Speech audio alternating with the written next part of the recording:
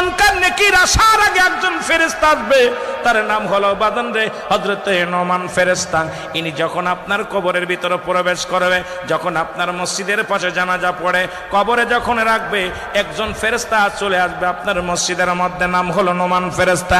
ডাক দে বলবে, বান্দা ওঠো, মুসলমান আলম আল কাদরি, এই মাহবুব আলম আল কাদরি সাহেব ওঠো।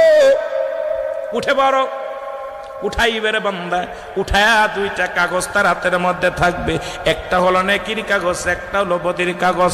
এই দুইটা কাগজ তার হাতের মধ্যে থাকবে। বলে, বান্দা এই নাও লেখো।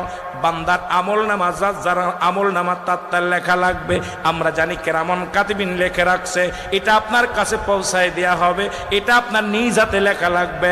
বান্দা যখন উঠে ডাকবে, যখন ডাক শুনিয়া উঠবে, বান্দা ডাকতে বলবো, ও আল্লাহর ফেরেশতা, তুমি আমারে ডাকছো।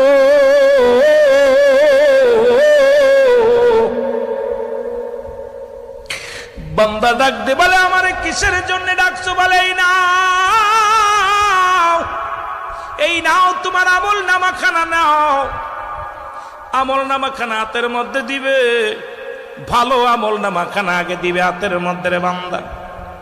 বান্দা দেখে আনন্দিত হয়ে যাবে।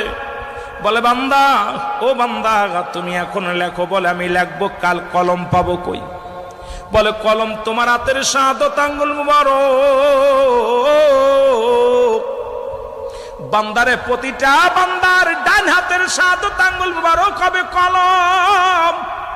আমি সুন্নি ভাইদের হাতে ধরে বলে যাই, পায়ে ধরে বলে যাই, এই হাতের মধ্যে আর চুন লাগাবি না, এই নখ দেওয়ার কারোর খারাপ কাজে সই করবি না।